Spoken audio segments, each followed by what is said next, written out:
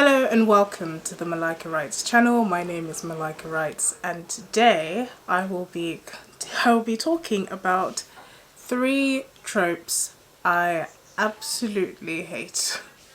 So I understand that hate is a very strong word, but these tropes get on my nerves, and no matter how they're handled, I always find myself irritated by them because they're never handled well. I haven't come across one way that this was handled well. It's never been a trope that's ever been made appealing, particularly in YA fiction. So, the first trope that I can't stand. The kind mafia boss. Oh my gosh. This particular trope shows up a lot in fan fiction. Really, it has shown up in a few novels here and there, but it mostly shows up in fan fiction, and it drives me up the wall. Not only is it very unrealistic, I mean, it's the mafia, it's crime, violence. You're not going to find a kind mafia boss. And they make him the most attractive character. He also gives to charity, saves cats on the weekends, but kills bad people and misogynists, but happens to also be the boss of the mafia. Yeah, it's so unrealistic. It asks you to literally numb down your senses in order to enjoy it. And sometimes when it's used for, comedy, when it's supposed to be as ridiculous as possible, it's excusable, but for the most part, it's really annoying because there is no effort to give this story any substance, and it just shows that we have an issue with women's vulnerability. We have a real issue with putting women in these positions where the men have exceeding amounts of power and the women are just vulnerable, and this is supposed to be appealing. It just doesn't make sense to me, and I don't see why we continue to use this trope. The second trope that I find to be highly annoying is the female genitalia heals all. I can't use the actual word, but you get what I'm talking about. It's usually the good girl meets the bad boy and they come together, and literally and figuratively, but they sort of have a relationship, and that manages to change him. Now, I'm not saying that relationships don't change people. However, I feel a little bit annoyed whenever I see that all that is needed to change this bad boy is for the good girl to sleep with him, and suddenly he's a changed man. Suddenly, he donates to charity and he doesn't beat up nerds at school anymore. To me, that's ridiculous because that's just not how it works in real life, but apparently this is what people want to see because it's in every movie that you can think of. It's in The Kissing Booth.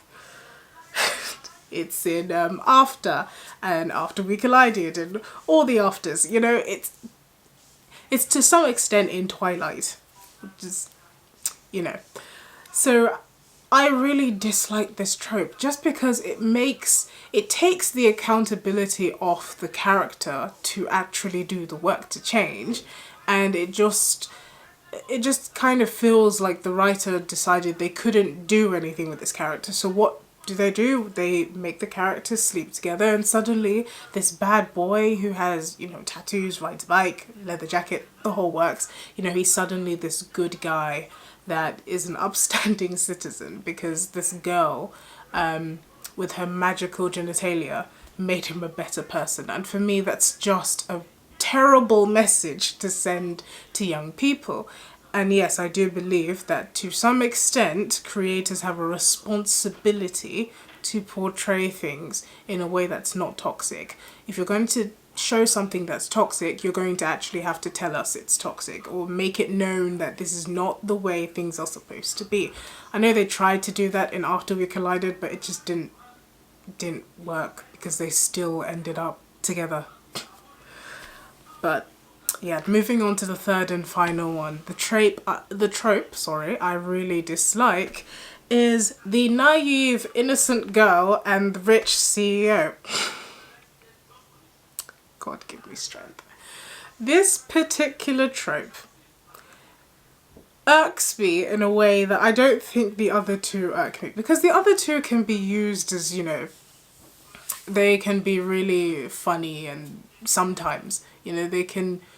People make fun of these tropes, you know, we dislike them, but we read them anyway. But this particular trope is the 50 Shades of Grey, it's the Lore Olympus, it's the young, innocent, naive girl who knows nothing about the world, and the rich, older CEO who's just either there to guide her or, in 50 Shades of Grey, take advantage of her. To me, this trope has so many issues. And I don't see why we continue to use this particular trope.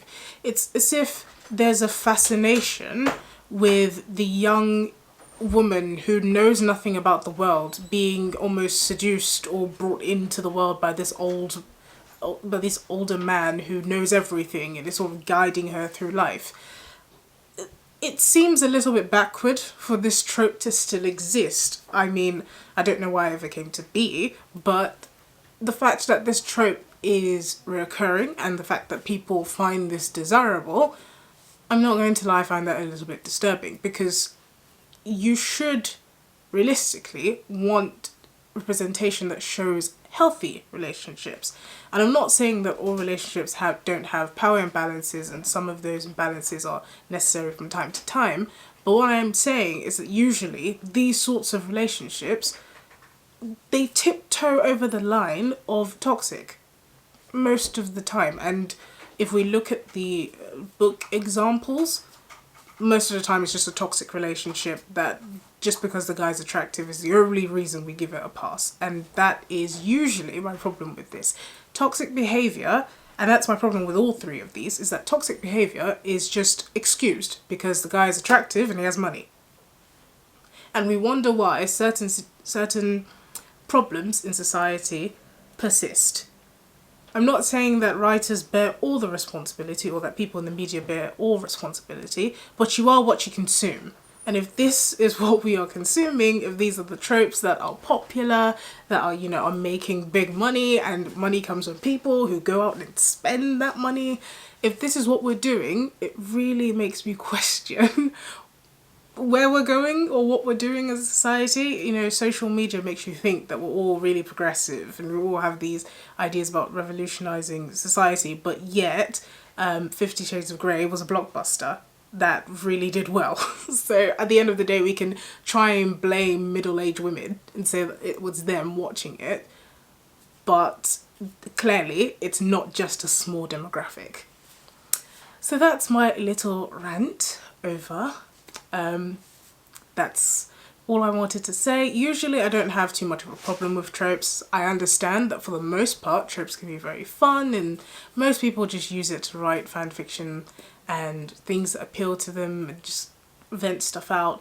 But I also wanted to just make this video to bring it to the attention of people that certain tropes tell a lot about people who either enjoy them or the people who continuously consume them. I'm not saying that you can't consume these things innocently, but I'm saying that the fact that these are popular tropes, the fact that these are tropes that we see as acceptable, really raises a lot of questions.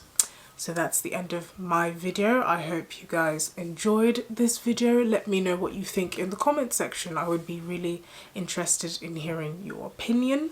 Don't forget to like, subscribe and share this video. I hope you guys enjoyed it and thank you so much for watching. Have a lovely day.